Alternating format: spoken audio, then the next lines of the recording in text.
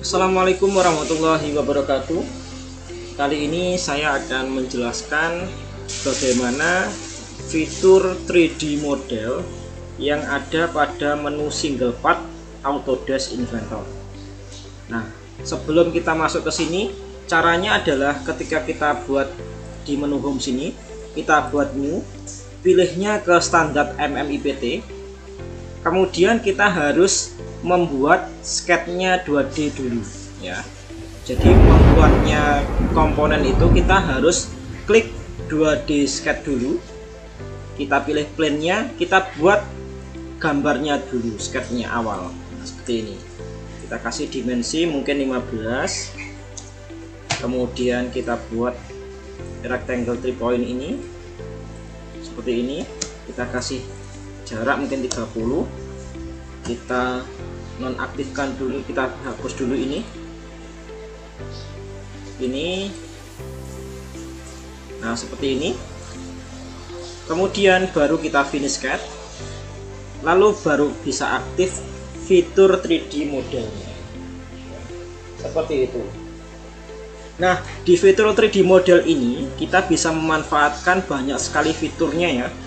Yang pertama adalah extrude ya. Extrude ini dibuat untuk meng-create fitur body ya. Kalau kita klik di sini, maka otomatis profil 2D yang kita buat tadi, profil sketch yang kita buat tadi akan otomatis terbentuk 3 dimensinya. Nah, apabila kalau kita klik extrude dia tidak terbentuk 3 dimensi seperti ini, maka garis ini ada yang nggak nyambung. Maksudnya bagaimana? Contohnya seperti ini. Misalkan saya akan cut di sini, split ya.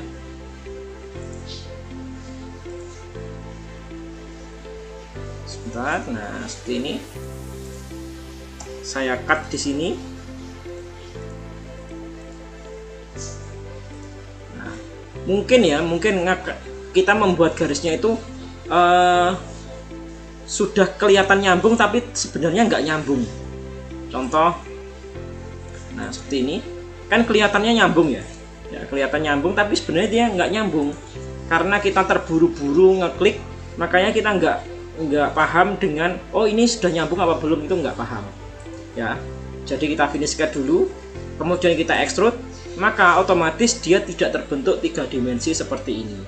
Yang terbentuk adalah kurva atau bentuk dari siluetnya garis tersebut ya. Kalau kita maka bentuknya bukan 3 dimensi tapi hanya layer saja ya, bidang-bidang saja seperti ini, bukan 3 dimensinya. Sehingga kalau kita mau membuat fitur 3 dimensi, kita harus pastikan garis kita tadi harus nyambung dengan garis semuanya. Nah, seperti ini harus nyambung, dipastikan ujung-ujungnya itu benar-benar nggak ada yang kepotong atau nggak ada yang nyangkut ya, tidak bersambung. Kita buat new sketch lagi, letakkan di sini. Fiturnya adalah yang ini. Oke, ini kita buat seperti ini. Oke, kita hapus yang nggak perlu.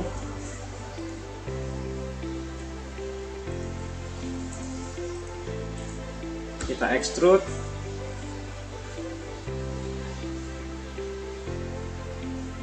Belum bisa, kita undur dulu.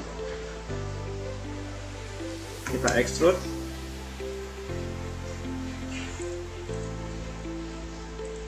Oh iya, tadi kenapa kok nggak bisa?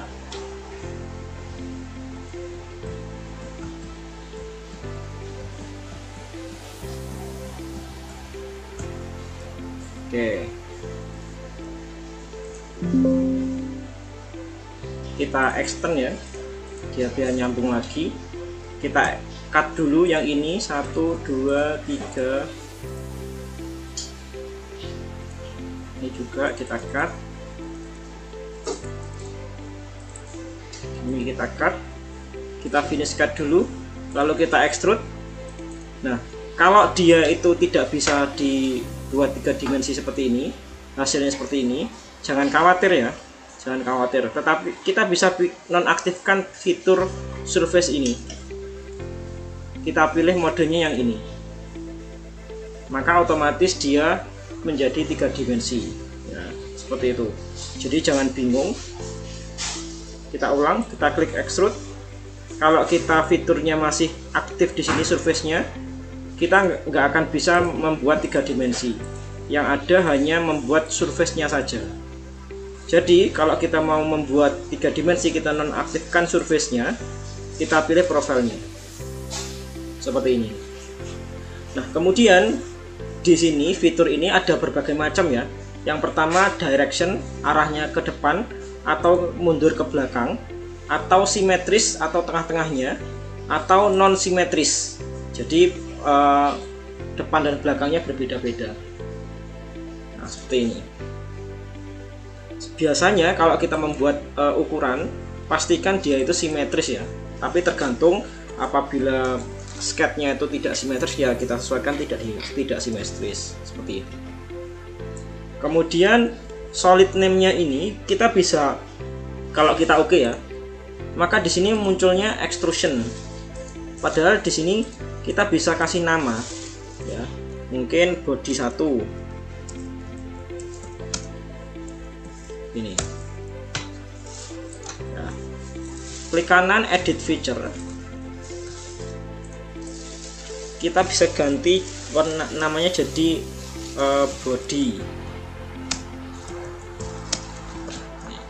Oke, maka sudah berganti bodinya, nanti terhitung namanya adalah body 1 seperti itu.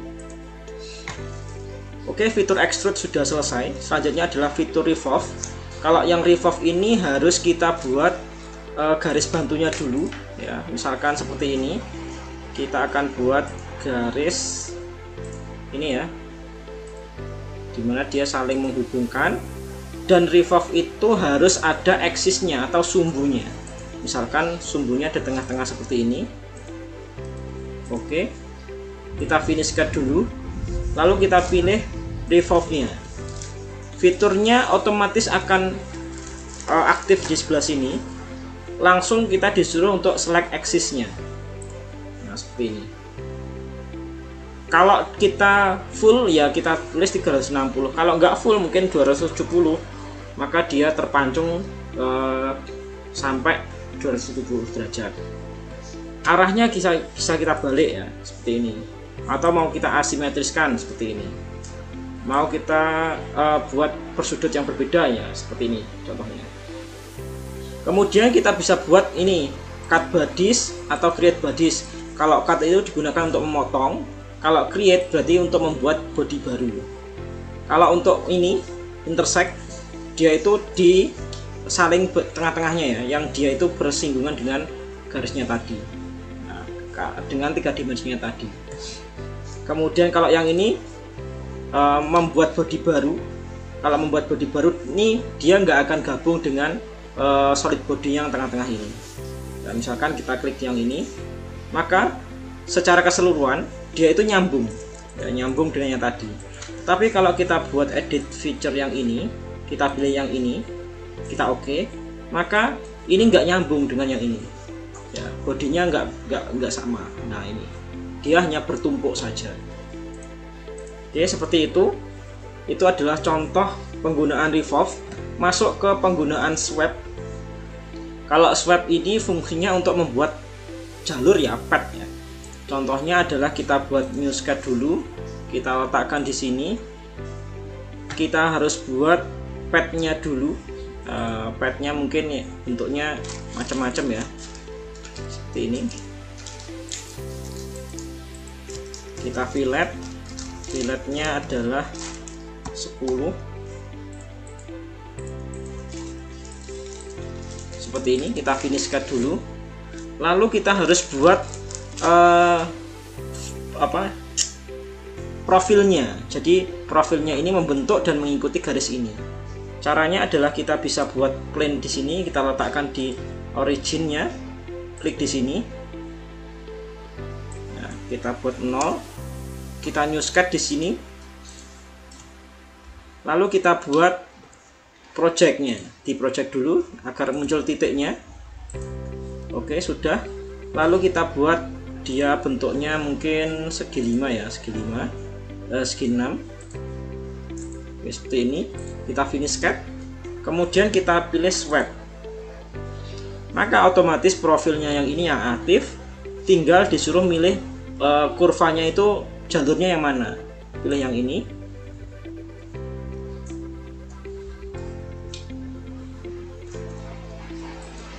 Oke, dia nggak bisa apa ya, nggak bisa membuat ya. Nah, dia harus create solid body baru atau membuat 3 dimensi baru, karena dia nggak nyambung dengan garis yang ini, dengan profil yang ini, sehingga kita harus pilihnya yang create new body.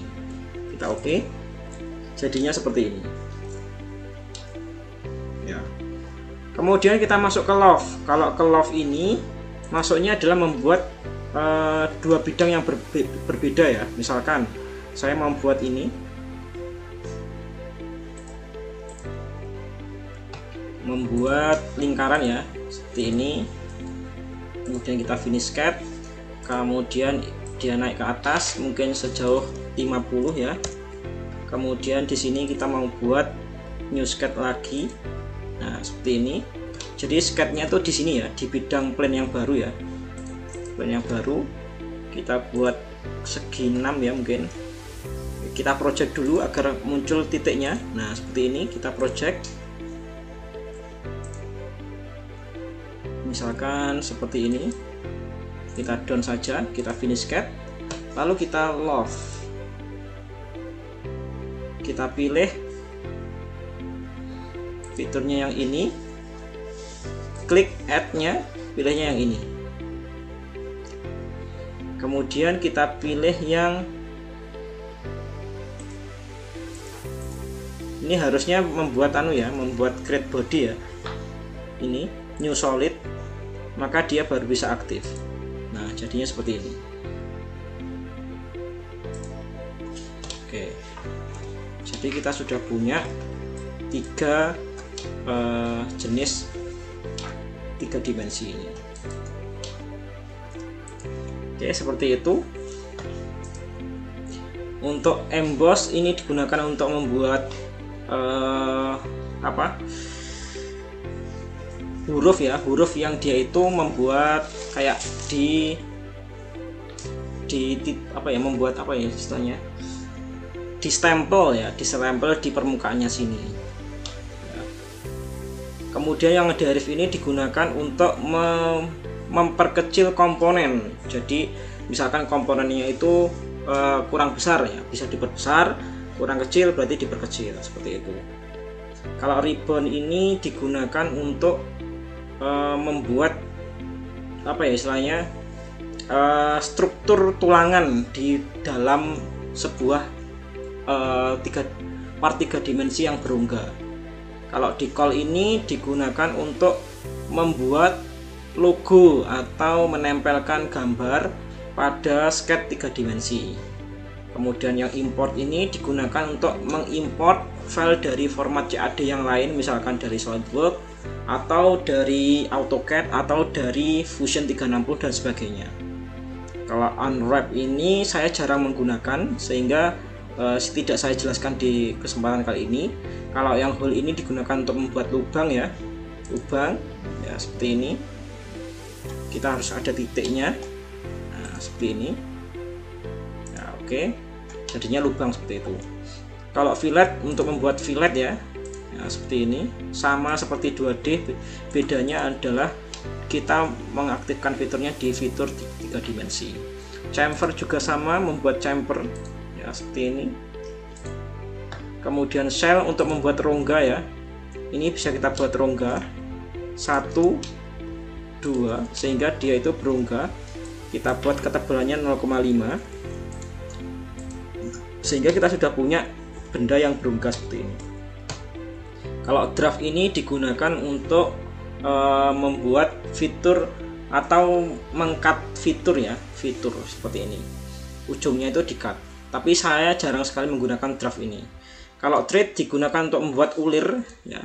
Jadi kita punya lingkaran atau ini, hole-nya ini bisa kita buat ulir. Klik thread-nya, letakkan di lubangnya, pilih fiturnya itu tipenya apa, thread-nya, isometric. otomatis dia mengikuti ukuran dari lubangnya tadi, kita oke. Jadinya lubang berulir. Berlaku juga untuk poros ya. Kalau misalkan porosnya itu sudah ada ukurannya, maka otomatis ulirnya mengikuti ukuran dari poros tersebut. Kalau combine ini digunakan untuk menggabungkan atau membuat perpotongan dari 3 dimensi yang berbeda. Ya, saya jarang menggunakan fitur ini ya. Biasanya seperti ini. Dia jadi bergabung. Saya unduh lagi. Ini combine. Solidnya yang ini. Select solidnya yang ini. Tapi pilihnya yang cut. Nah, oke. Jadinya seperti ini. Ya, dia nge-cut.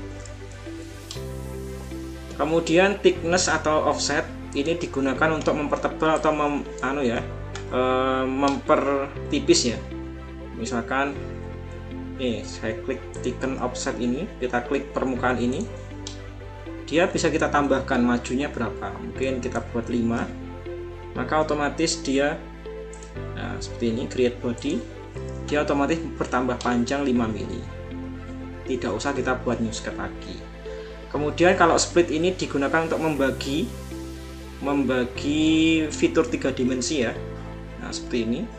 Jadi sebelum kita buat split ini harus ada fitur plane-nya dulu. Ya, kalau nggak ada plane-nya maka nggak akan bisa kebagi.